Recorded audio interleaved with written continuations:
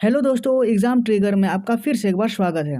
आज मैं आपके लिए लाया हूँ 25 प्रश्नों का एक प्रैक्टिस सेट जो किसी भी एग्ज़ाम्स में डायरेक्टली या फिर रिपीट कर करके पूछे जाते हैं और हर एक क्वेश्चंस को पूरा डिटेल में भी समझने वाले हैं, क्योंकि एक क्वेश्चन से बहुत सारे क्वेश्चंस बन सकते हैं और हर एक क्वेश्चंस को मैं पूरी डिटेल के साथ शेयर करने वाला हूँ, जितने भी क्वेश्चंस बन सकते हैं। तो चलिए शुरू करते हैं। उससे पहले अगर आप चैनल पर नए हैं तो प्लीज़ चैनल को सब्सक्राइब कर बेल आइकन को प्रेस कर लें ताकि आने वाली वीडियोज़ की नोटिफिकेशन आप तक सबसे पहले पहुँचे। तो चलिए शुरू करते हैं आज का practice set. Question number 1। Question number 1 कहता है, भारत में श्वेत क्रांति का जनक किसे कहा जाता है? आपके ऑप्शन है A doctor Norman Borlaug, option B doctor MS. Swaminathan, option C doctor Verghese Kurien या फिर ऑप्शन डी डॉक्टर विलियम गांडे। दोस्तों, भारत में जो श्वेत क्रांति का जनक किसे कहा जाता है, किसे माना जाता है, तो वो है doctor Verghese Kurien. Option number C इसका राइट आंसर हो जाएगा। डॉक्टर वर्गीज कुरियन भारत में श्वेत क्रांति के जनक के रूप में जाने जाते हैं। थोड़ा डिटेल्स में भी समझेंगे। राइट आंसर है इसका डॉक्टर वर्गीज कुरियन हो जाएगा। डॉक्टर वर्गीज कुरियन को भारत में श्वेत क्रांति का जनक कहा जाता है और 1970 में भारत में श्वेत क्रांति सबसे बड़े डेयरी विकास आंदोलनों में से एक था, याद रखेंगे। आगे बढ़ते हैं। आगे कहता है पॉइंट में, इस कार्यक्रम ने पूरे भारत में उत्पादकों को जोड़ने, मौसमी मूल्य में उतार चढ़ाव को कम करने और दुग्ध उत्पादकों को सुनिश्चित करने के लिए अंतिम उपभोक्ताओं से प्राप्त आय का एक बड़ा हिस्सा प्राप्त करने के लिए एक राष्ट्रीय दूध ग्रिड बनाया था, याद रखेंगे। अगला पॉइंट है, इस कार्यक्रम ने यह भी सुनिश्चित किया था कि किसानों को नियमित रूप से उचित बाजार मूल्य मिले। यह सब सहकारी संरचना द्वारा प्राप्त किया गया था, याद रखेंगे। आगे बढ़ते हैं। आगे इसे कुछ की पॉइंट्स जानेंगे, जैसे कि श्वेत क्रांति में कई चरण होते हैं। जैसे पहला चरण था 1970 में भारत के 4 प्रमुख महानगरों में 18 दुग्ध छप्पर में डेयरी सहकारी समितियों की स्थापना के उद्देश्य से ये शुरू किया गया था श्वेत क्रांति। दूसरा चरण शुरू हुआ था 1981 में। 1981 से लेकर 1985 तक दूध के छप्पर में 18 से लेकर 136 की संख्या में वृद्धि हुई थी।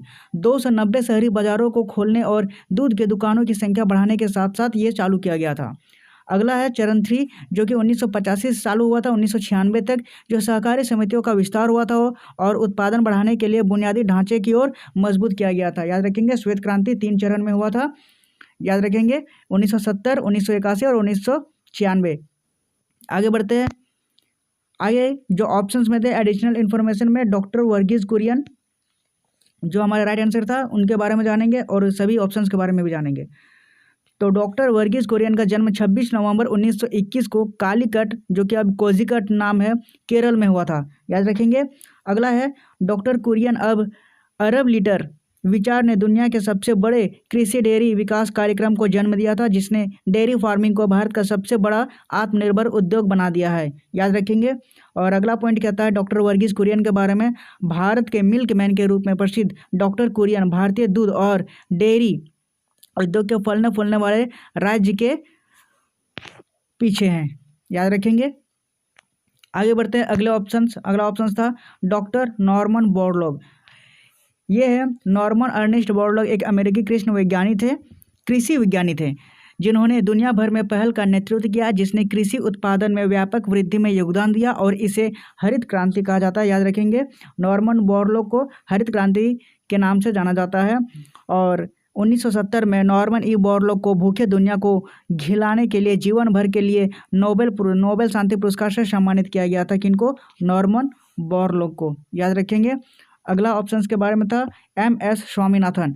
एम.एस. स्वामीनाथन जो है वह भारतीय आनुवंशिकीविद और अंतर्राष्ट्रीय प्रशासक जो भारत की हरित क्रांति में अग्रणी भूमिका के लिए प्रसिद्ध हैं, और वह कार्यक्रम जिसके तहत गरीबों किसानों के खेतों में गेहूं और चावल की रोपाई की उच्च उपज वाली किस्में लगाई गई, याद रखेंगे डॉक्टर स्वामीनाथन के बारे में। आगे बढ़ते हैं। क्वेश्चन नंबर 2, प्रैक्टिस सेट का क्वेश्चन नंबर 2 कहता है, निम्नलिखित में से कौन अलाउद्दीन खिलजी के दरबार में दरबारी कवि थे? ऑप्शन से ए बिस्मिल्लाह खान, ऑप्शन बी अमीर खुसरो, ऑप्शन सी भीमसेन जोशी या फिर ऑप्शन डी अली अकबर खान। दोस्तों, अलाउद्दीन खिलजी के दरबार में जो दरबारी कवि था वो थे अमीर खुसरो। याद रखेंगे, ऑप्शन नंबर बी इसका राइट आंसर हो जाएगा। अमीर खुसरो जो थे वे अलाउद्दीन खिलजी के दरबार में दरबारी कवि थे। डिटेल में भी समझेंगे इसको। डिटेल में कहता है अमीर खुसरो जो है वो 1235 से लेकर 1325 अलाउद्दीन खिलजी के दरबारी कवि थे। अमीर खुसरो को उर्दू साहित्य के पिता, कव्वाली के पिता और भारत की आवाज़ और तोता ए हिंद के आदि रूप में जाना जाता है। याद रखेंगे, ये सभी पॉइंट्स इंपॉर्टेंट है। कव्वाली के पिता, भारत की आवाज़, तोता ए हिंद, सब अमीर खुसरो का कहा जाता है।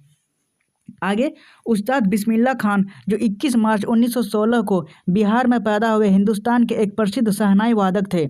उन्हें वर्ष 2001 में भारत के सर्वोच्च सम्मान भारत रत्न से सम्मानित किया गया था, उस्ताद बिस्मिल्लाह खान को। याद रखेंगे ये पॉइंट्स।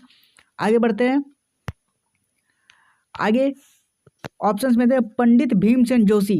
भीमसेन जोशी था एक गायक थे जिन्होंने हिंदुस्तानी शास्त्रीय संगीत काव्य का विशेष रूप गाया था। मैं 2008 में देश के सर्वोच्च सम्मान भारत रत्न से सम्मानित किया गया था पंडित भीमसेन जोशी को। अगला ऑप्शन था अली अकबर खान। अली अकबर खान हिंदुस्तानी शास्त्रीय संगीतकार मेहर घराना के प्रसिद्ध सरोद वादक थे जिन्होंने 1989 में पद्म भूषण से सम्मानित किया गया था। किनको? अली अकबर खान को। याद रखेंगे, कौन से घराने के? मेहर घराने के, पूछा जाता है। आगे बढ़ते हैं क्वेश्चन नंबर 3। प्रैक्टिस सेट का क्वेश्चन नंबर 3 कहता है एशिया का सबसे बड़ा पशु मेला आयोजित कहाँ किया जाता है? सॉरी, मिसप्रिंट हो गया था। एशिया का सबसे बड़ा पशु मेला कहाँ आयोजित किया जाता है? आपके ऑप्शन है ए हरिद्वार में, ऑप्शन बी पुष्कर में, ऑप्शन सी सोनपुर में, या फिर ऑप्शन डी नासिक में। दोस्तों, एशिया का जो सबसे बड़ा पशु मेला लगाया जाता है वो सोनपुर बिहार में लगाया जाता है। याद रखेंगे, ऑप्शन नंबर सी इसका राइट आंसर हो जाएगा। सोनपुर बिहार में सबसे बड़ा पशु मेला लगाया जाता है। याद रखेंगे, सोनपुर, ऑप्शन नंबर सी इसका राइट आंसर हो जाएगा पशु मेला को लेकर। थोड़ा डिटेल्स में जानेंगे। एशिया का जो सबसे बड़ा पशु मेला सोनपुर में आयोजित किया जाता है। सोनपुर पशु मेला जो कार्तिक पूर्णिमा के दिन ही पर गंगा गंडक के संगम पर बिहार के सोनपुर में नवंबर और दिसंबर के महीनों में आयोजित किया जाता है। इसे हरिहर क्षेत्र मेला के नाम से भी जाना जाता है। याद रखेंगे, इंपॉर्टेंट पॉइंट है ये सब। आगे बढ़ते हैं, एडिशनल इन्फॉर्मेशन में जान लेंगे। सोनपुर जो पशु मेले में मवेशियों की खरीद फरोख्त सदियों से होती आ रही है और यह 500 एकड़ के क्षेत्र में फैला हुआ है। हरिद्वार, उज्जैन और नासिक में सबसे बड़ा मानव समूह जैसे कुंभ के मेले में शामिल होता है। पुष्कर ऊंट मेले के लिए प्रसिद्ध है। याद रखेंगे, पुष्कर जो है वो राजस्थान में लगाया जाता है, जैनपुर में। याद रखेंगे। आगे बढ़ते हैं। क्वेश्चन नंबर 4, प्रैक्टिस सेट का क्वेश्चन नंबर 4 कहता है निम्नलिखित में से the lady with the lamp किसे कहा जाता था? सब प्रीवियस ईयर्स के पूछे गए क्वेश्चन से यही बताना है आपको, the lady with the lamp किसे कहा जाता है। आपके ऑप्शन है ए मैडम भिखाजी कामा को, ऑप्शन बी फ्लोरेंस नाइटिंगेल को, ऑप्शन सी एनी बेसेंट को, या फिर ऑप्शन डी सरोजनी नायडू को। दोस्तों, the lady with the lamp किसे कहा जाता था? तो फ्लोरेंस नाइटिंगेल को कहा जाता था। याद रखेंगे, ऑप्शन नंबर बी इसका राइट आंसर हो जाएगा। The lady with the lamp, Florence Nightingale, यह है फ्लोरेंस नाइटिंगेल और इन्हीं को the lady with the lamp कहा जाता था। एनटीपीसी में प्रीवियस ईयर में पूछा गया, याद रखेंगे, कभी भी रिपीट किया जा सकता है। डिटेल्स में जानेंगे इसके बारे में। फ्लोरेंस नाइटिंगेल को the lady with the lamp के नाम से जाना जाता है। फ्लोरेंस नाइटिंगेल को आधुनिक नर्सिंग की संस्थापक माना जाता है। वह एक ब्रिटिश नर्स, सांख्यविद और सार्वजनिक स्वास्थ्य अधिवक्ता थी और क्रीमिया में उनके काम ने आधुनिक नर्सिंग के लिए मानक स्थापित किए थे। याद रखेंगे, वो एक नर्स थी। आगे, रात में सैनिकों की जांच करने के लिए एक दीपक ले जाने के लिए जाना जाता था, इसलिए उन्हें लैंप वाली महिला का उपनाम दिया गया था। याद रखेंगे। और उन्होंने घायल सैनिकों की सेवा में अपने दिन रात लगा दिए थे। अस्पताल की साफ सफाई का ख्याल रखते हुए उन्होंने अपने दिन रात सैनिकों की सेवा की और उनका जन्म 12 मई 1820 को इटली के शहर फ्लोरेंस में हुआ था, इसलिए उन्हें नाइट में ख्याल रखने के हिसाब से नाइटिंगेल फ्लोरेंस नाम दिया गया। आगे की पॉइंट्स इसके जानेंगे। सही उत्तर इसलिए इसका फ्लोरेंस नाइटिंगेल है। इतिहास में सबसे प्रसिद्ध नर्स फ्लोरेंस नाइटिंगेल आधुनिक नर्सिंग की संस्थापक थी, याद रखेंगे। उन्हें the lady with the lamp के रूप में जाना जाता था। उन्होंने 1853 से लेकर 1856 के बीच में क्रीमियम युद्ध के दौरान एक महत्वपूर्ण भूमिका निभाई थी और रात में अपने साथ एक लैंप के लिए घायल सैनिकों को इलाज करने के कारण उन्हें यह प्रसिद्ध उपाधि दी गई थी, याद रखेंगे। आगे बढ़ते हैं। इंपॉर्टेंट पॉइंट्स जो इसमें ऑप्शंस में थे, मैडम भिकाजी कामा के बारे में। मैडम भिकाजी कामा, मूल नाम इनका है मैडम भिकाजी कामा है और वह जर्मनी में स्टटगार्ट की विदेशी भूमि पर भारतीय ध्वज फहराने वाली पहली भारतीय थी, याद रखेंगे। सेकंड पॉइंट इंपॉर्टेंट है ये पॉइंट। आगे है, उन्हें यमन में मदर ऑफ इंडियन रिवॉल्यूशंस के रूप में जाना जाता था, याद रखेंगे। और अगला, उन्होंने 1897 में बॉम्बे प्लेग महामारी के दौरान एक सामाजिक कार्यकर्ता के रूप में कार्य किया और वह खुद बीमार हो गई, जिसके बाद उन्हें 1901 में इलाज के लिए ब्रिटेन भेजा गया था, मैडम भिकाजी कामा को, याद रखेंगे। ये सारे पॉइंट इंपॉर्टेंट है मैडम भिकाजी कामा से रिलेटेड। आगे बढ़ते हैं। आगे एक ऑप्शन में था एनी बेसेंट। एनी बेसेंट के बारे में जानेंगे।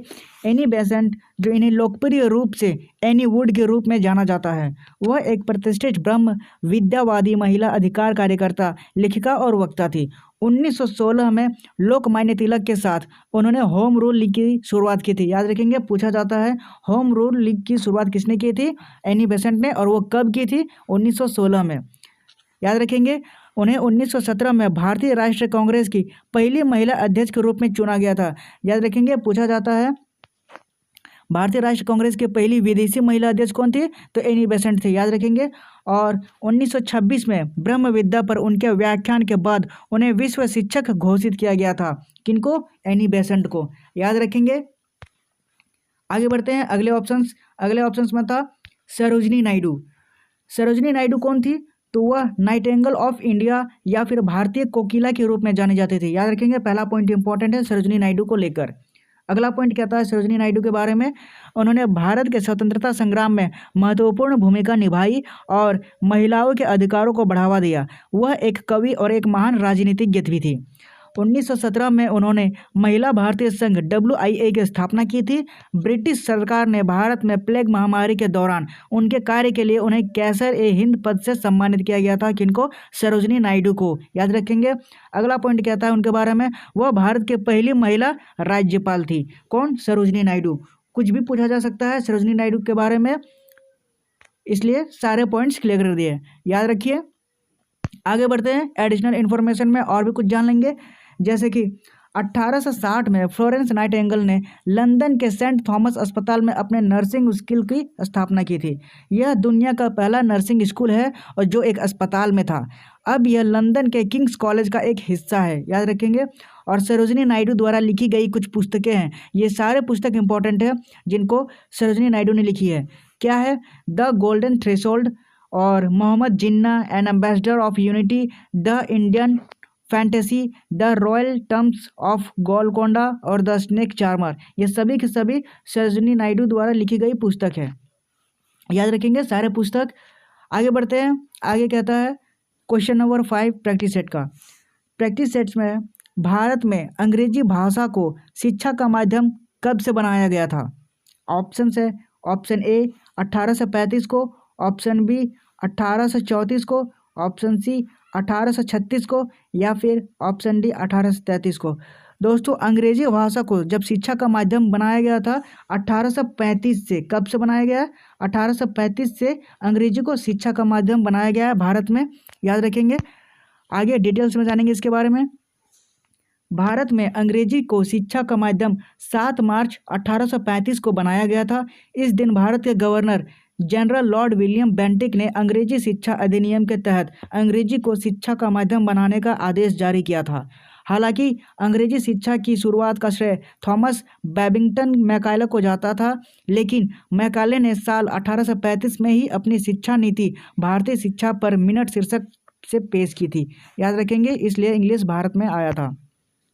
आगे इंग्लिश को अंग्रेजी शिक्षा को लेकर कुछ और ख़ास बातें हैं, जैसे कि भारत में अंग्रेजी भाषा का प्रचलन 17वीं शताब्दी में ही शुरू हो गया था। साल 1830 में ईस्ट इंडिया कंपनी ने फारसी की जगह अंग्रेजी को आधिकारिक भाषा माना था। मैकाले ने भारत में शिक्षा के लिए पश्चिमी अवधारणाओं की शुरुआत की थी, याद रखेंगे।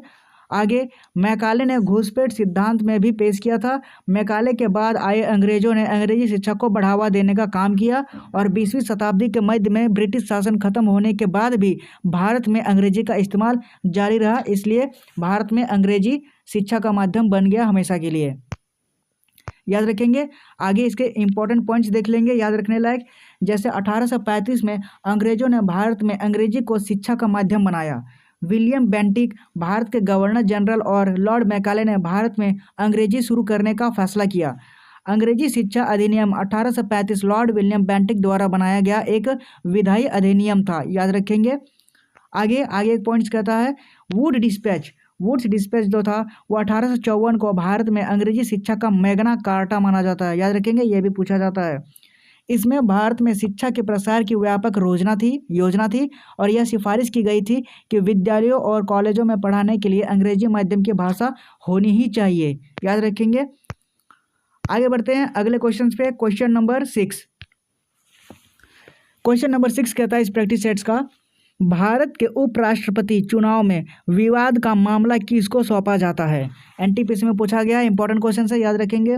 आपके ऑप्शन है ए सर्वोच्च न्यायालय को सौंपा जाता है, ऑप्शन बी चुनाव आयोग को सौंपा जाता है, ऑप्शन सी संसद को सौंपा जाता है, या फिर ऑप्शन डी इनमें से कोई नहीं।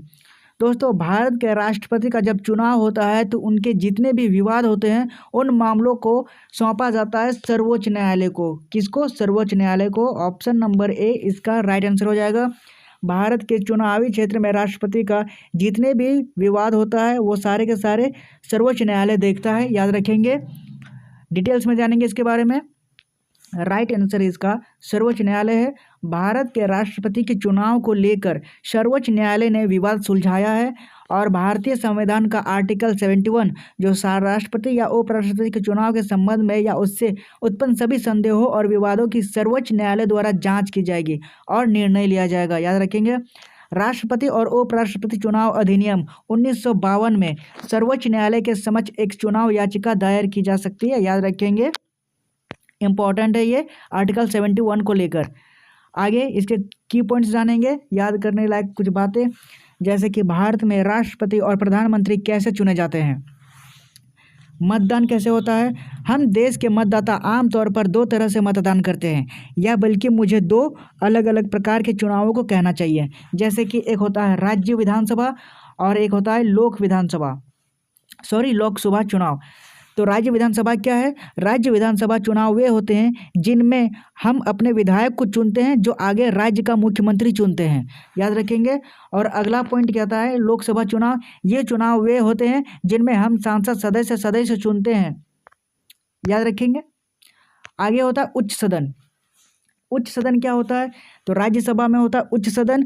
राज्य विधानसभाएं प्रत्येक राज्य से राज्यसभा के सदस्य का चयन करती है। यह संख्या उस विशेष राज्य के आकार और जनसंख्या के आधार पर भिन्न होती है।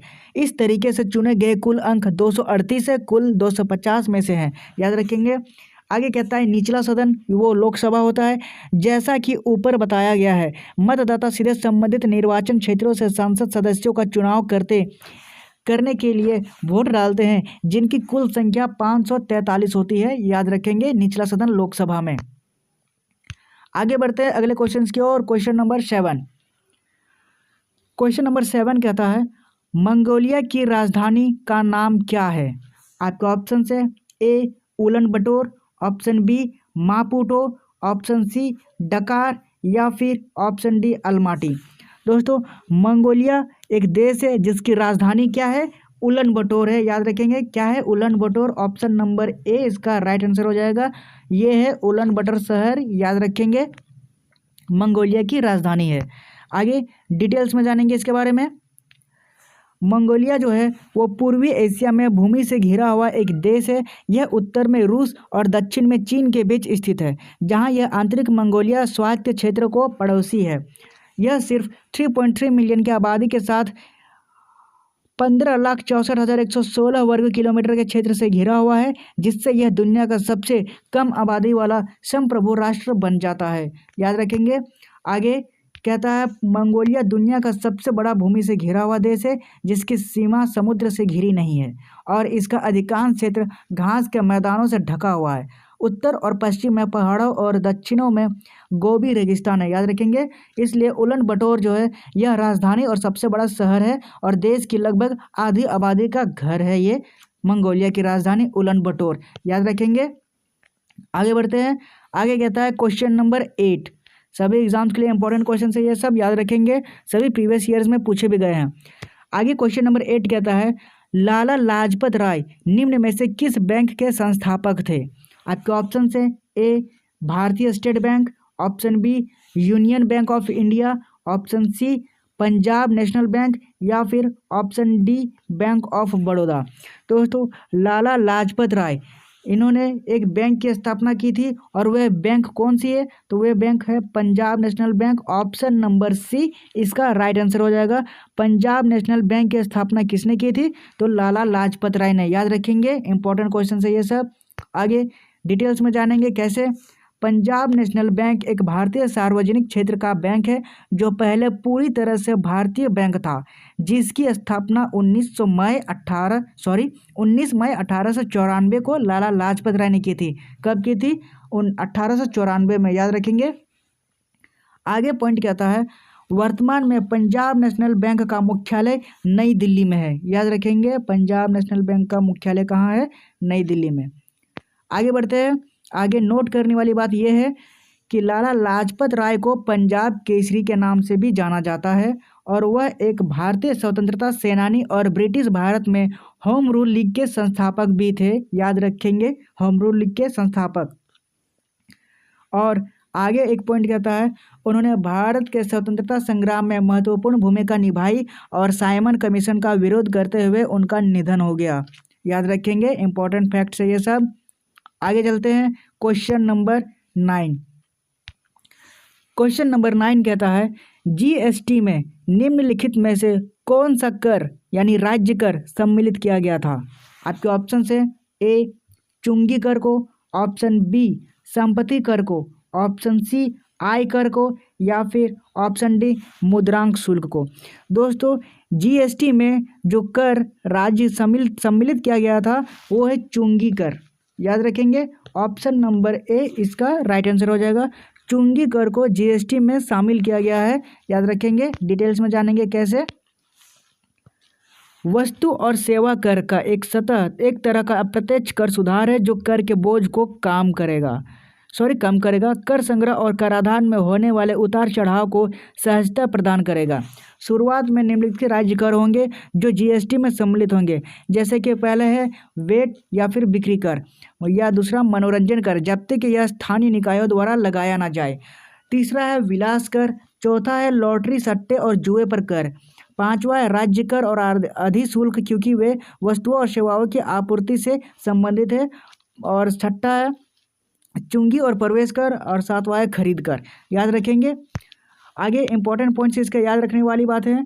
चुंगी को उपयोग या उससे उस क्षेत्र में बिक्री के लिए स्थानीय क्षेत्र में माल के प्रवेश के बिंदु पर चार्ज किया जाता है। इटली में रोमन काल में यह कर पहली बार लागू किया गया था जब इसे व्यक्तिगत या फिर पोर्टोरियम शीर्षक प्राप्त था, याद रखेंगे चुंगी कर को। आगे एडिशनल इन्फॉर्मेशन जो इसके ऑप्शंस में थे उसके बारे में जानेंगे। संपत्ति कर क्या होता है। संपत्ति कर यह इकाई की संपत्ति की शेयर पूंजी पर कर है। इसमें नकदी, बैंक जमा, अचल संपत्ति, बीमा और पेंशन योजनाओं में संपत्ति, असिंचित व्यवसायों के स्वामित्व, वित्तीय प्रतिभूतियों और व्यक्तिगत ट्रस्टों सहित व्यक्तिगत संपत्ति का मूल्य शामिल है इसमें संपत्ति कर में। आगे ऑप्शंस में था आयकर। आयकर क्या था, यह व्यक्तियों या संस्थाओं द्वारा उनके द्वारा अर्जित आय या मुनाफे के संबंध में लगाया गया एक कर है। इसकी गणना कर योग्य आय से कर की दर के गुणनफल के रूप में की जाती है। आगे है मुद्रांक शुल्क। यह एक ऐसा कर है जो एकल संपत्ति या दस्तावेजों की खरीद पर लगाया जाता है, मुद्रांक शुल्क को, याद रखेंगे। आगे बढ़ते हैं अगले क्वेश्चन की ओर। क्वेश्चन नंबर 10 इस प्रैक्टिस सेट का। क्वेश्चन नंबर 10 कहता है संयुक्त राष्ट्र महासभा की पहली महिला अध्यक्ष कौन थी। आपके ऑप्शन है A Vijaya Lakshmi Pandit, option B Sarojini Naidu, option C Lata Mangeshkar, या फिर ऑप्शन डी जयललिता। दोस्तों संयुक्त राष्ट्र महासभा की जो पहली महिला अध्यक्ष थी वो थी विजय लक्ष्मी पंडित, याद रखेंगे। ऑप्शन नंबर ए इसका राइट आंसर हो जाएगा। संयुक्त राष्ट्र महासभा की जो पहली महिला अध्यक्ष कौन थी, तो याद रखेंगे विजय लक्ष्मी पंडित, याद रखेंगे। आगे बढ़ते हैं, डिटेल्स में जानेंगे। राइट आंसर है इसका विजय लक्ष्मी पंडित है। विजय लक्ष्मी पंडित एक भारतीय राजनयिक और राजनीतिज्ञ थी। वह पूर्व स्वतंत्र भारत में कैबिनेट पद संभालने वाली पहली भारतीय महिला थी, याद रखेंगे। आगे बढ़ते हैं, उन्हें संयुक्त राष्ट्र महासभा की पहली महिला अध्यक्ष के रूप में चुना गया था और उन्होंने 1962 से लेकर 1964 तक महाराष्ट्र के राज्यपाल के रूप में भी कार्य किया था। आगे पॉइंट कहता है, उन्हें 1979 में संयुक्त राष्ट्र मानवाधिकार आयोग में भारतीय प्रतिनिधि के रूप में भी नियुक्त किया गया था। और इनके उल्लेखनीय कार्य क्या थे, तो द एवोल्यूशंस ऑफ इंडिया उन्होंने ही लिखा है, और द स्कोप ऑफ हैप्पीनेस ये भी उन्होंने ही लिखा है, ए पर्सनल मोमेयर। आगे बढ़ते हैं, आगे जो ऑप्शंस में थे उनके बारे में जानेंगे। सरोजिनी नायडू, सरोजिनी नायडू जो भारतीय राजनीतिक कार्यकर्ता थी, इन्हें नाइटिंगेल ऑफ इंडिया के नाम से भी जाना जाता है। इनको रविंद्रनाथ टैगोर ने भारत की कोकिला कहा था, याद रखेंगे, इंपॉर्टेंट पॉइंट्स है। 1925 में भारतीय राष्ट्र कांग्रेस के अध्यक्ष नियुक्त हुई थी सरोजिनी नायडू, और भारत में राज्यपाल का पद संभालने वाली पहली महिला थी सरोजिनी नायडू, याद रखेंगे। आगे बढ़ते हैं, आगे क्वेश्चन कहता है लता मंगेशकर। लता मंगेशकर जो थी वो भारतीय पार्श्व गायक और संगीत निर्देशक हैं। इनको क्वीन ऑफ मेलोडी के रूप में भी जाना जाता है। लता मंगेशकर को 2001 में भारत रत्न से सम्मानित किया गया है, और 1989 में दादा साहेब फाल्के पुरस्कार से सम्मानित किया गया है किनको, लता मंगेशकर को, याद रखेंगे। आगे बढ़ते हैं, आगे हमारा लास्ट ऑप्शन था जयललिता। जयललिता कौन थी, तो भारतीय राजनीतिज्ञ थी, और इनको पुरेची थलाइवी भी कहा जाता है। तमिलनाडु के मुख्यमंत्री के रूप में इन्होंने सेवा की थी, कौन, जयललिता, याद रखेंगे। आगे बढ़ते हैं क्वेश्चन नंबर 11, प्रैक्टिस सेट का क्वेश्चन नंबर 11 कहता है, निम्नलिखित में से चिनाब नदी का पुराना नाम क्या है। आपके ऑप्शन है ए वीतस्ता, ऑप्शन से a Vitasta, option b Parushni, option c Bipasha, या फिर ऑप्शन डी आस्किनी। दोस्तों चिनाब नदी का पुराना नाम क्या है, तो चिनाब नदी का पुराना नाम है आस्किनी, याद रखेंगे। ऑप्शन नंबर डी इसका राइट आंसर हो जाएगा। चिनाब नदी का पुराना नाम आस्किनी है। डिटेल्स में जानेंगे। चिनाब नदी का पुराना नाम आस्किनी या फिर इसकमती कहा जाता है। ऋग्वेद में चिनाब नदी को अस्किनी कहा गया है। परंपरागत रूप से इसे चंद्रभागा नदी के नाम से भी जाना जाता है, याद रखेंगे। आगे बढ़ते हैं, पॉइंट्स कहते हैं, अस्किनी जो चिनाब का ऋग्वेदिक कालीन नाम है, परंपरागत रूप से इसे चंद्रभागा नदी के नाम से भी जाना जाता है। चिनाब नदी का उद्गम स्थल जो है वो है बारालाचा दर्रा, यहीं से निकलती है चिनाब नदी। और वीतस्ता झेलम और ऋग्वेदिक का कालीन नाम है, याद रखेंगे। झेलम का पुराना नाम वीतस्ता है, और रावी नदी का पुराना नाम परुसिनी है, और ब्यास नदी का पुराना नाम बिपाशा है, याद रखेंगे। ये सारे के सारे इंपॉर्टेंट है ये पॉइंट। झेलम नदी का पूरा नाम वीतस्ता है, रावी नदी का पूरा नाम परुसिनी है, और व्यास नदी का पुराना नाम विपाशा है, याद रखेंगे। आगे बढ़ते हैं अगले क्वेश्चंस की ओर। उससे पहले कुछ चिनाब नदी के बारे में कुछ और जानकारी देख लेते हैं। चिनाब नदी के बारे में पॉइंट कहता है, यह नदी हिमाचल प्रदेश के लाहौल और स्पीति जिले में चंद्र नदी और भागा नदी के संगम से बनती है। चंद्रभागा नदी चिनाब नदी के बारे में याद रखेंगे। और यह आगे जम्मू कश्मीर से होकर पाकिस्तान में सिंधु नदी से निकलती है, और इसका उद्गम जो होता है वह बारालाचा दर्रा से होता है, याद रखेंगे। चिनाब नदी का उद्गम स्थल है ये। आगे बढ़ते हैं क्वेश्चन नंबर 12।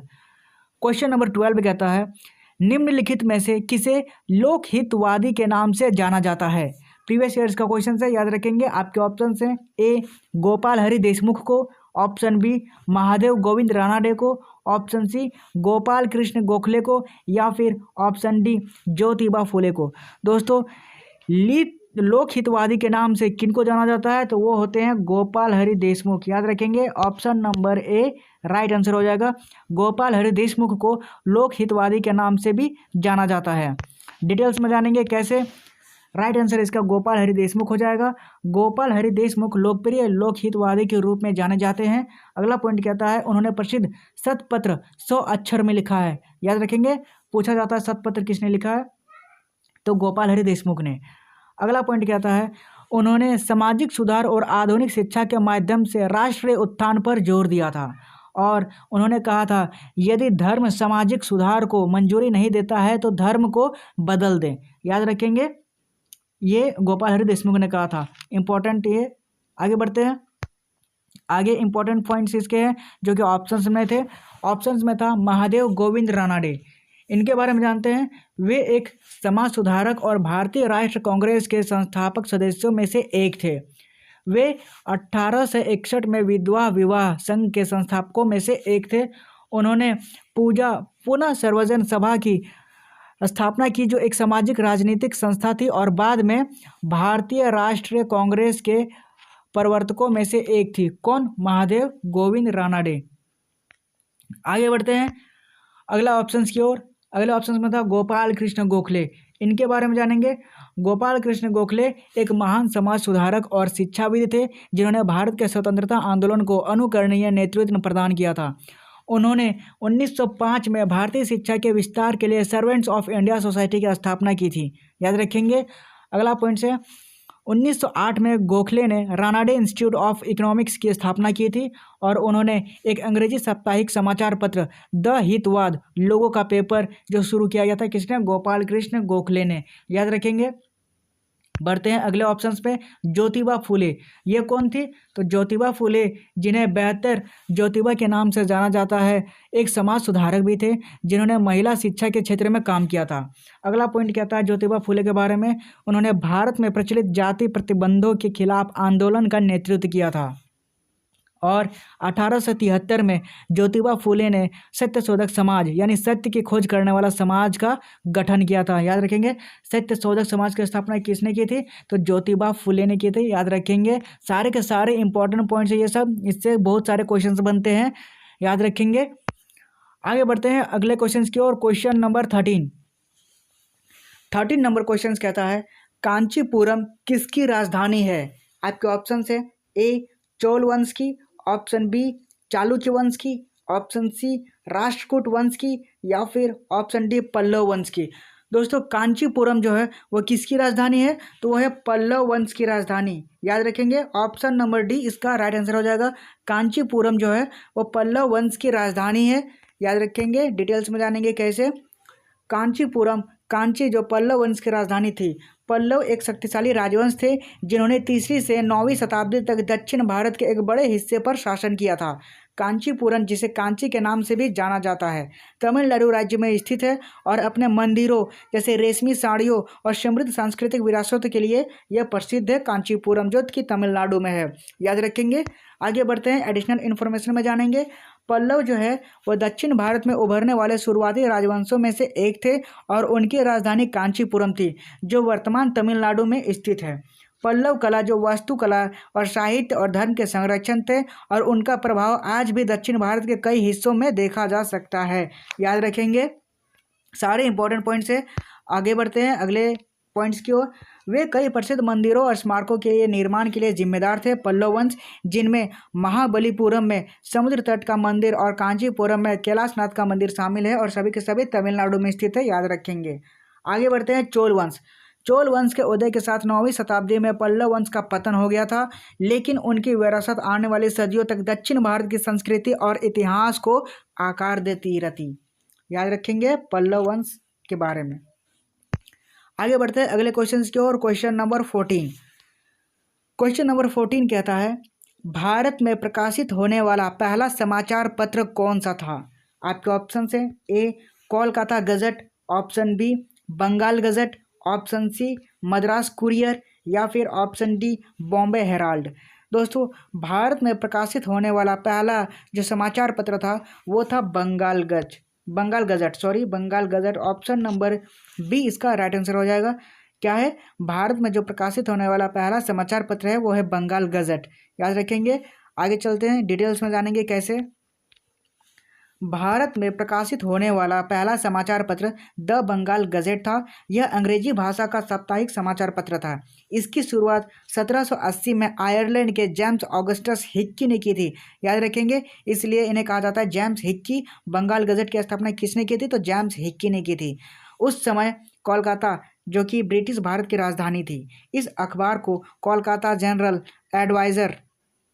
एडवर्टाइजर के नाम से भी जाना जाता था। याद रखेंगे बंगाल गजट के बारे में। आगे इसके की पॉइंट्स जानेंगे कैसे। हिक्की, जो कि जेम्स हिक्की का बंगाल गजट भारतीय उपमहाद्वीप पर प्रकाशित होने वाला पहला अंग्रेजी भाषा का समाचार पत्र था। इसकी स्थापना 1780 में आयरलैंड के जेम्स ऑगस्टस हिक्की द्वारा उस समय ब्रिटिश भारत की राजधानी कलकत्ता में की गई थी। जेम्स हिक्की एक आयरलैंड के व्यक्ति थे जिन्होंने भारत में पहला प्रिंटेड समाचार पत्र हिक्की का बंगाल गजट शुरू किया था। जेम्स हिक्की ने, याद रखेंगे। आगे एडिशनल इन्फॉर्मेशन में जानेंगे कुछ खास बातें, जैसे कि जेम्स हिक्की का बंगाल गजट भारतीय उपमहाद्वीप का प्रकाशित होने वाला पहला अंग्रेजी भाषा का समाचार पत्र था। इसकी स्थापना 1779 में आयरिशमैन जेम्स ऑगस्ट हिक्की द्वारा उस समय ब्रिटिश भारत की राजधानी कलकत्ता में की गई थी। याद रखेंगे। और अगले पॉइंट्स कहते हैं, फिर एक अन्य प्रतिद्वंदी पेपर इंडिया गजट, जिसे हेस्टिंग्स द्वारा वित्त पोषित किया गया था, का प्रचलन बढ़ा। बंगाल गजट प्रतियोगिता के लिए खड़ा नहीं हो सका और जल्द ही इसे व्यवसाय से बाहर कर दिया गया। 23 मार्च 1782 को इसका प्रकाशन बंद हो गया था। याद रखेंगे, बंगाल गजट को बंद कर दिया गया था 1782 में, 2 साल बाद। अगला पॉइंट कहता है जो मद्रास कुरियर था। मद्रास कुरियर ब्रिटिश भारत की मद्रास प्रेसिडेंसी में प्रकाशित होने वाला पहला समाचार पत्र था और भारत में सबसे पहले में से एक था। यह अपने समय का एक प्रमुख समाचार पत्र था और सरकारी सूचनाओं का छापने के लिए आधिकारिक रूप से मान्यता प्राप्त समाचार पत्र ये था। कौन सा? मद्रास कुरियर। याद रखेंगे। आगे चलते हैं अगले ऑप्शंस की ओर। अपने ऑप्शंस में था बॉम्बे हेराल्ड। यह क्या था? तो पहली बार 1790 में बॉम्बे में विलियम एस बर्नर द्वारा प्रिंटेड किया गया था। शुरुआत में 1789 में बॉम्बे हेराल्ड के रूप में पाया गया था। अखबार का नाम 1791 में बॉम्बे गजट में बदल दिया गया और यह लंबे समय तक शहर का प्रमुख अखबार बना रहा और इसने भारतीय राष्ट्रीय कांग्रेस के 1885 में पहले सत्र जैसे महत्वपूर्ण कार्यक्रमों को कवर किया था। किसमें? बॉम्बे गजट में। याद रखेंगे। इस प्रकार बंगाल गजट भारत में प्रकाशित होने वाला सबसे पहला समाचार पत्र था।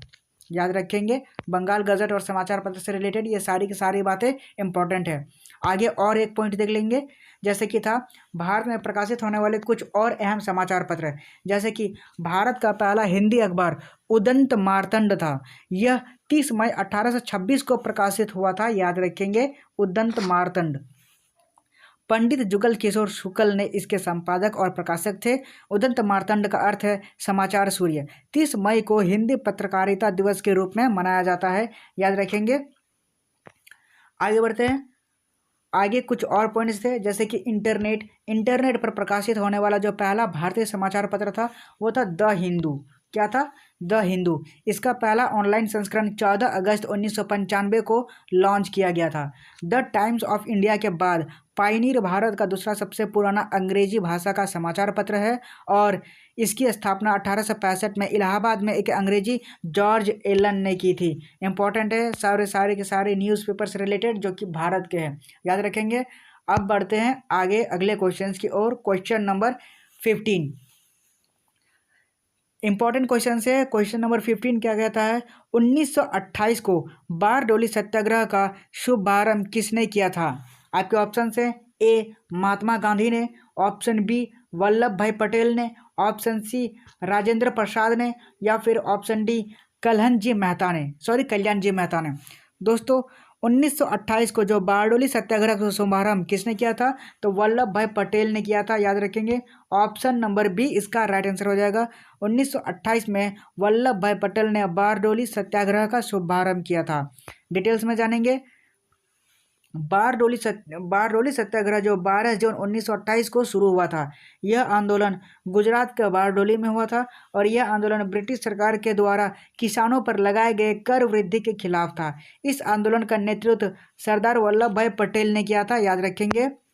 आगे जानते हैं बारडोली सत्याग्रह की कुछ खास बातें, जैसे कि इस आंदोलन का मकसद था बॉम्बे प्रेसिडेंसी में लगाए गए 22% कर वृद्धि को रद्द करना था। आगे, यह आंदोलन सविनय अवज्ञा आंदोलन ही की प्रमुख घटनाओं में से एक था और इस आंदोलन में महिलाओं ने भी अहम भूमिका निभाई थी। किसमें? बारडोली सत्याग्रह में। आगे बढ़ते हैं, एक सेकेंड, अगले क्वेश्चन की ओर। अगला क्वेश्चन कहता है क्वेश्चन नंबर 16। क्वेश्चन नंबर 16 कहता है कालीबंगा सिंधु घाटी स्थल निम्नलिखित में से किस भारतीय राज्य में स्थित है? आपके ऑप्शन है ए मध्य प्रदेश में, ऑप्शन बी कर्नाटक में, ऑप्शन सी पंजाब में, या फिर ऑप्शन डी राजस्थान में। दोस्तों, कालीबंगा सिंधु घाटी स्थल जो है वो किस भारतीय राज्य में स्थित है? तो राजस्थान में स्थित है। कहाँ पे?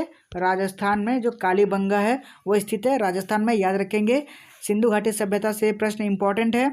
कालीबंगा राजस्थान में स्थित है। आगे बढ़ते हैं, डिटेल्स में जानेंगे कैसे। कालीबंगा राजस्थान के हनुमानगढ़ जिले में स्थित एक सिंधु घाटी स्थल है। इस स्थल की खोज अमलानंद घोष ने की थी। याद रखेंगे, पूछा जाता है कालीबंगा की खोज किसने की थी? तो अमलंदा घोष ने की थी। और इस स्थल का नाम यहाँ मौजूद काली चूड़ियों के सघन वितरण पर रखा गया है जो इसके टीले की सतह पर पाए जाते थे। यह घग्गर नदी के तट पर स्थित ऋग्वेद में भी सरस्वती के रूप में उल्लेख किया गया है जो 2000 ईसा पूर्व तक सूख गई थी। याद रखेंगे। आगे जानते हैं, कालीबंगा जो राजस्थान के हनुमानगढ़ जिले में स्थित है, यह सिंधु घाटी सभ्यता का एक प्राचीन स्थल है। कालीबंगा के बारे में कुछ खास बातें जान लेते हैं। कालीबंगा घग्गर नदी के बाएं किनारे पर बसा है। घग्गर नदी को प्राचीन काल में सरस्वती नदी में कहा जाता है जो कि ऋग्वेद में पाया जाता है। कालीबंगा की खोज अमलानंद घोष ने की थी। याद रखेंगे, कालीबंगा को इसका नाम यहाँ पाए जाने वाले काली चूड़ियों के कारण मिला था। और कालीबंगा में पूर्व हड़प्पा और हड़प्पा दोनों के अवशेष मिले हैं। याद रखेंगे। आगे बढ़ते हैं कालीबंगा से अगले पॉइंट की ओर। कालीबंगा में अग्निवेदियों के साक्ष्य मिले हैं। कालीबंगा में दुनिया के सबसे पुराने जुते हुए खेत भी मिले हैं। कालीबंगा की पहली खुदाई 1960 और 61 से लेकर 1969 से 70 के बीच में हुई थी। कालीबंगा की उत्खनन रिपोर्ट 2003 में प्रकाशित हुई थी और कालीबंगा की सभ्यता को विश्व की प्राचीनतम सभ्यताओं में से एक माना जाता है। याद रखेंगे, कालीबंगा से रिलेटेड, जो कि राजस्थान में है। अब बढ़ते हैं अगले क्वेश्चन की ओर। अगले क्वेश्चन है क्वेश्चन नंबर 17 इस प्रैक्टिस सेट का। क्वेश्चन नंबर 17 कहता है मेगास्थनीज किसके शासनकाल के दौरान भारत आया था? आपके ऑप्शन हैं ए बिंदुसार के समय में, ऑप्शन बी चंद्रगुप्त मौर्य के समय में, ऑप्शन सी स्कंदगुप्त के समय में, या फिर ऑप्शन डी अशोक के समय में। दोस्तों, मेगास्थनीज जो भारत आया था वो किसके शासनकाल में? तो चंद्रगुप्त मौर्य के शासनकाल में। याद रखेंगे, चंद्रगुप्त मौर्य के शासनकाल में मेगास्थनीज जो है वो भारत आया था। कैसे? डिटेल्स में जानेंगे। कहता है यूनानी इतिहासकार मेगास्थनीज जो चंद्रगुप्त मौर्य के शासनकाल में भारत आया था। मेगास्थनीज ने लगभग 302 ईसा पूर्व और 288 ईसा पूर्व के बीच में भारत की यात्रा की थी। मेगास्थनीज एक प्राचीन यूनानी इतिहासकार, राजनयिक और भारतीय नृवंशवादी थे। वह चंद्रगुप्त मौर्य के दरबार में सेल्यूकस निकेटर प्रथम का राजदूत था और मेगास्थनीज ने इंडिका नामक पुस्तकों में भारत के बारे में जानकारी संकलित की है। किसमें? मेगास्थनीज ने इंडिका नामक पुस्तक में। याद रखेंगे। आगे बढ़ते हैं, एडिशनल इन्फॉर्मेशन में जानेंगे जो कि ऑप्शंस में थे। ऑप्शंस में थे समुद्रगुप्त जो गुप्त सम्राट चंद्रगुप्त प्रथम के पुत्र थे। उन्हें भारत के नेपोलियन के रूप में जाना जाता था क्योंकि उन्होंने कभी भी कोई हार नहीं हारी है। आगे, बिंदुसार जो भारत के दूसरे मौर्य सम्राट और अशोक के पिता थे। और तीसरे हैं अशोक मौर्य साम्राज्य के तीसरे राजा थे और उन्होंने प्राचीन एशिया में बौद्ध धर्म के प्रसार को बढ़ावा दिया था। याद रखेंगे, सारे के सारे इंपॉर्टेंट पॉइंट्स हैं। बढ़ते हैं अगले क्वेश्चन से पहले और डिटेल्स कुछ है इसके बारे में जान लेंगे। प्रसिद्ध यूनानी राजदूत मेगास्थनीज जो है वो चंद्रगुप्त मौर्य के शासनकाल में भारत आया था। कौन? मेगास्थनीज। इसका जीवन काल 3री शताब्दी ईसा पूर्व में था। दायित्व इसका सेल्यूकस प्रथम निकेटर का राजदूत था ये। और आगमन कब किया था? 302 ईसा पूर्व से 298 ईसा पूर्व तक। और इसकी प्रसिद्ध कृति क्या थी? इंडिका थी, जो इन्होंने लिखी है। याद रखेंगे। आगे बढ़ते हैं। मेगास्थनीज ने भारत की संस्कृति, समाज और सरकार पर कई सालों तक अध्ययन किया। उन्होंने भारत की दो प्रमुख नदियों सिंधु और गंगा नदी का भी वर्णन किया है। मेगास्थनीज ने मौर्य राजधानी पाटलिपुत्र का दौरा किया और उत्तर पश्चिमी भारत में पंजाब क्षेत्र की नदियों का विस्तृत विवरण दिया है मेगास्थनीज ने, याद रखेंगे। और जानते हैं मेगास्थनीज की लिखी किताब इंडिका मौर्यकालीन भारत के बारे में एक लेख है। यह मूल रूप से उपलब्ध नहीं है, लेकिन इससे कुछ हिस्से बाद के लेखकों के ग्रंथों से मिल गए हैं। और इतिहास के अच्छे जानकार चंद्रगुप्त मौर्य के शासनकाल का अध्ययन मेगास्थनीज के इंडिका से ही करते हैं, याद रखेंगे। बढ़ते हैं अगले क्वेश्चन की ओर। क्वेश्चन नंबर 18 नंबर कहता है, निम्नलिखित में से किसे मानव शरीर का ब्लड बैंक कहा जाता है? आपके ऑप्शन से ए हृदय को, ऑप्शन बी वृक्क को, ऑप्शन सी प्लीहा को, या फिर ऑप्शन डी अस्थि मज्जा को। दोस्तों इसमें से मानव शरीर का जो ब्लड बैंक कहा जाता है वो प्लीहा को कहा जाता है, याद रखेंगे। ऑप्शन नंबर सी इसका राइट आंसर हो जाएगा। प्लीहा को ब्लड बैंक कहा जाता है। कैसे, डिटेल्स में जानेंगे।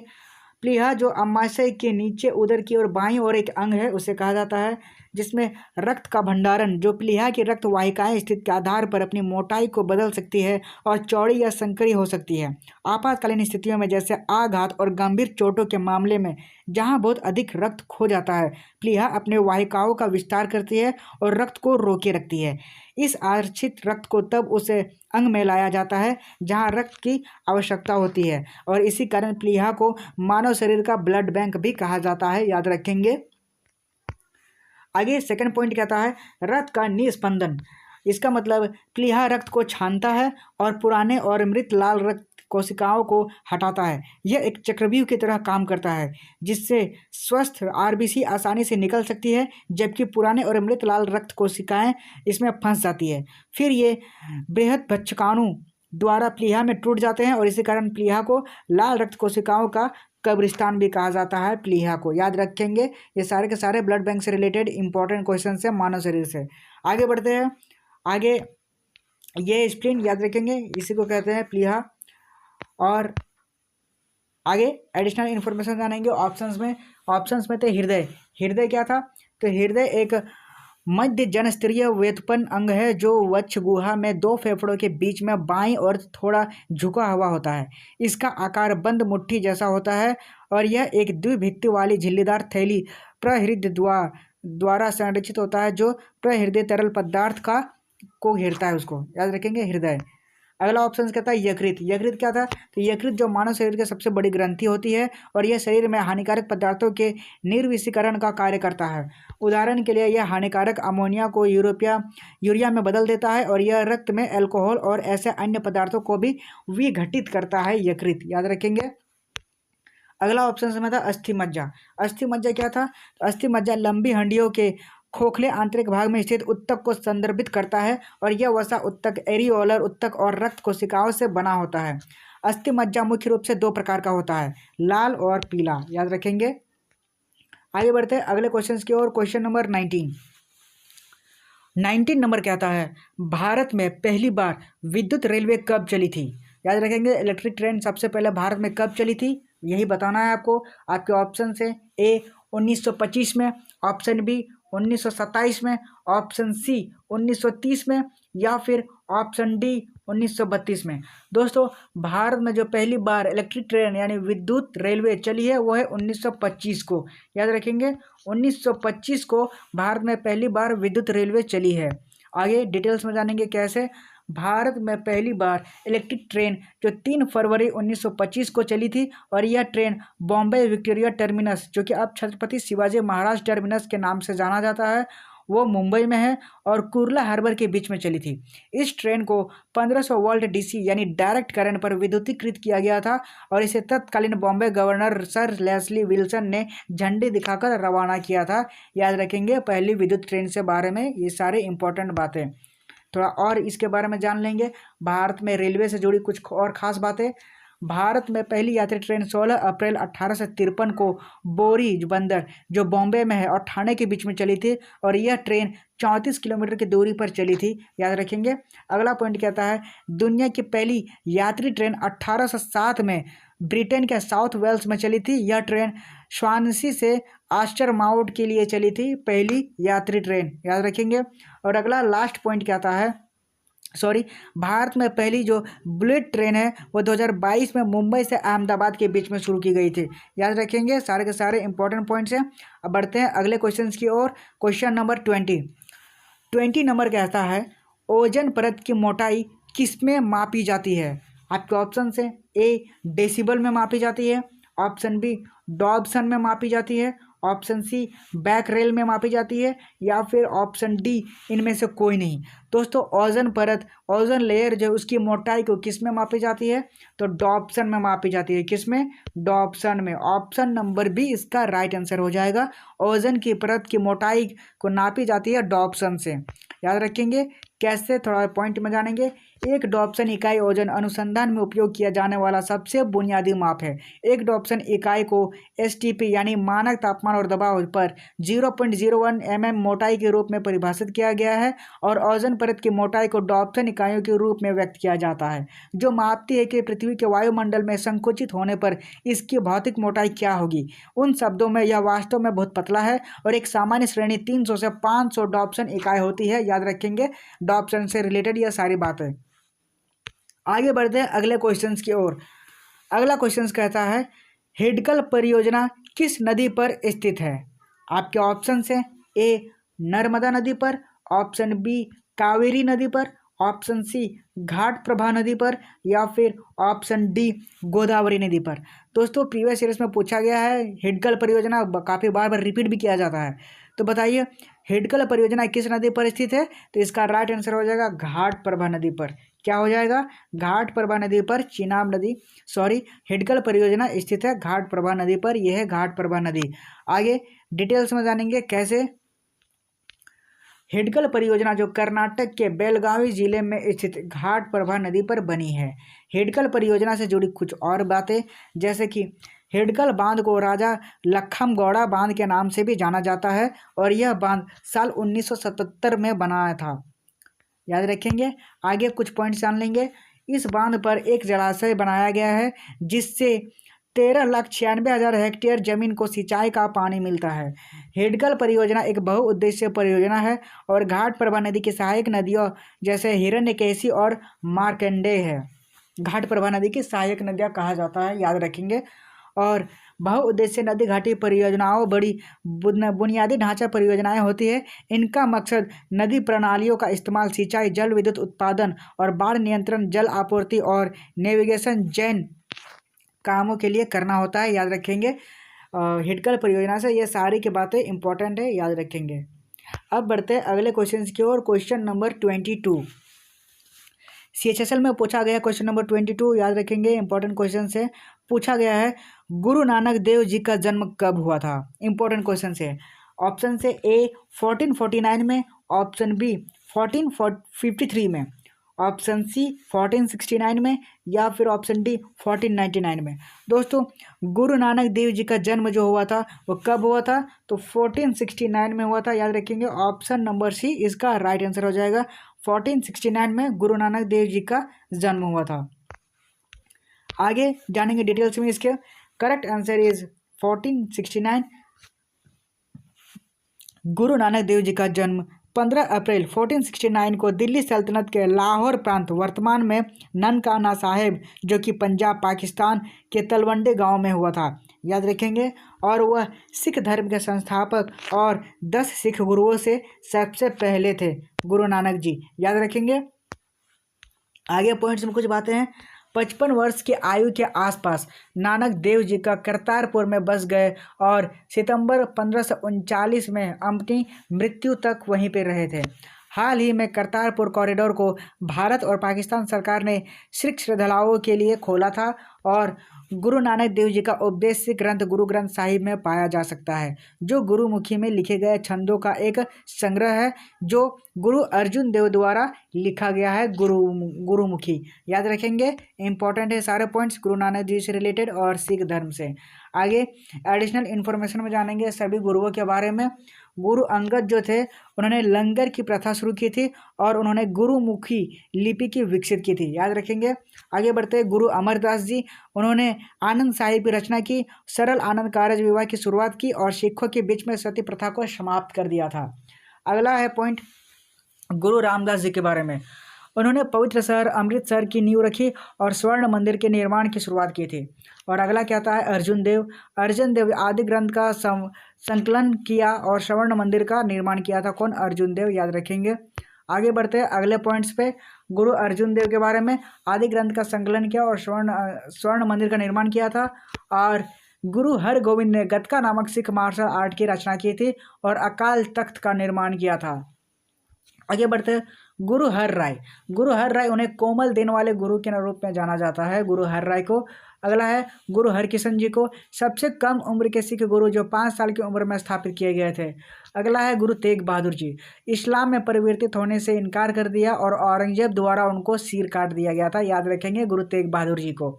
अगला कहता है गुरु गोविंद सिंह, यह अंतिम सिख गुरु थे और उन्होंने खालसा के सैन्य बलों की स्थापना की थी, यानी खालसा पंथ की स्थापना की थी गुरु गोविंद सिंह जी ने, याद रखेंगे। अब बढ़ते अगले क्वेश्चन की ओर। क्वेश्चन नंबर 23 नंबर क्या आता है, फ्रांसीसी क्रांति किस वर्ष में शुरू हुई थी? आपके ऑप्शन हैं ए 1779 को, ऑप्शन बी 1789 को, ऑप्शन सी 1799 को या फिर ऑप्शन डी 1769 को। दोस्तों फ्रांसीसी क्रांति जो शुरुआत हुई थी वो हुई थी 1789 को, याद रखेंगे। ऑप्शन नंबर बी इसका राइट आंसर हो जाएगा। फ्रांसीसी क्रांति की शुरुआत 1789 में हुई थी। आगे जानेंगे डिटेल्स में। फ्रांसीसी क्रांति की शुरुआत 14 अगस्त 1789 को हुई थी और 10 नवंबर 1799 को समाप्त हुआ था।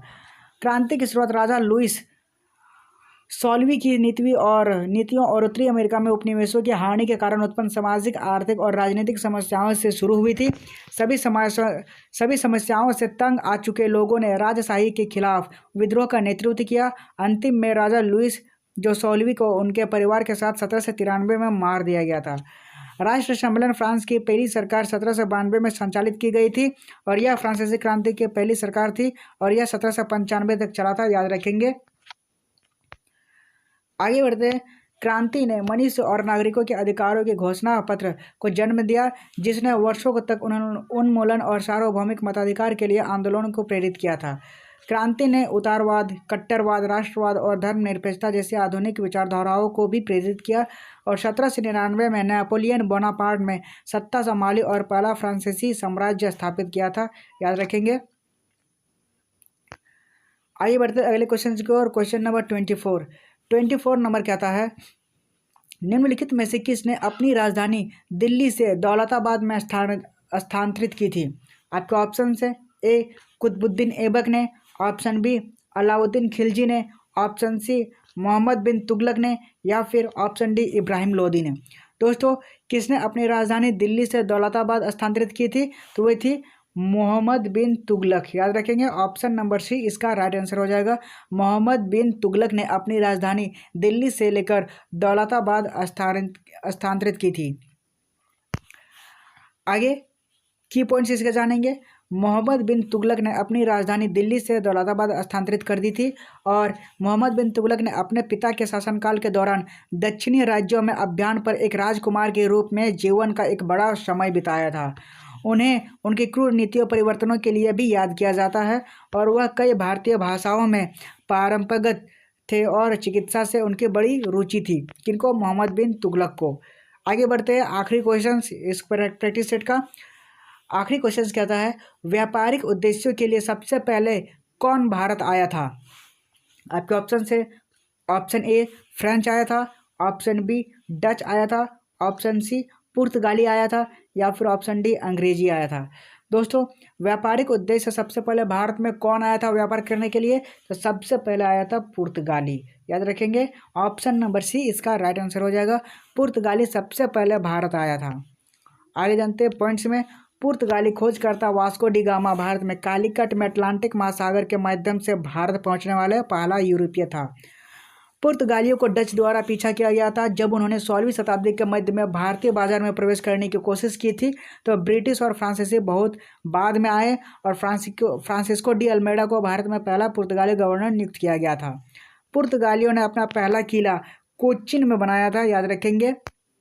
आगे एडिशनल इन्फॉर्मेशन में जानेंगे। डच, डेनिश, पुर्तगाली और फ्रांसीसी के बीच में फ्रांसीसी ईस्ट इंडिया कंपनी का गठन अंतिम था। भारत में डचों ने 1605 में मछलीपट्टनम में पहला कारखाना स्थापित किया। इसके बाद 1610 में पुलिकट में। मसालों की मांग करने वाले व्यापारियों के रूप में ब्रिटिश पहली बार भारत में उपमहाद्वीप के रूप में प्रवेश किए थे, उपमहाद्वीप में, याद रखेंगे। आगे पॉइंट में कहता है भारत के साथ सबसे पहले व्यापार संबंध पुर्तगालियों ने बनाए थे। पुर्तगाली खोजकर्ता वास्को डी गामा ने 17 मई 1498 को भारत के कालीकट बंदरगाह पर पहुंचकर भारत के लिए एक नए समुद्री मार्ग की खोज की थी। वास्को डी गामा के आने के बाद पुर्तगालियों ने गोवा, दमन, दीव और बम्बई में व्यापारिक कंपनियों की स्थापना की थी वास्को डी गामा के आने के बाद, याद रखेंगे। आगे कहता है पुर्तगालियों के बाद डच, ब्रिटिश, डेन्स और फ्रांसीसी आए थे और अंग्रेजों ने 1612 में सूरत में अपने पहली व्यापारिक चौकी स्थापित की थी। अंग्रेजों ने भारत के साथ व्यापार के लिए ईस्ट इंडिया कंपनी बनाई थी और प्राचीन समय से ही भारत के कई देशों के साथ व्यापारिक संबंध रहे हैं। प्राचीन भारतीय व्यापारी अपने व्यापार के लिए मिस्र, रोम और अलेक्जेंड्रिया जाते थे, याद रखेंगे। सारे के सारे इंपॉर्टेंट पॉइंट्स हैं पुर्तगालियों को लेकर और विदेशी व्यापारों से लेकर, याद रखेंगे सारे पॉइंट्स। आज के सारे प्रैक्टिस सेट यहीं समाप्त होते हैं। उम्मीद करता हूँ सारे प्रैक्टिस सेट आपको पसंद आए होंगे। आज के लिए इतना ही, मिलते हैं अगले वीडियो में, तब तक के लिए बाय, थैंक यू, धन्यवाद।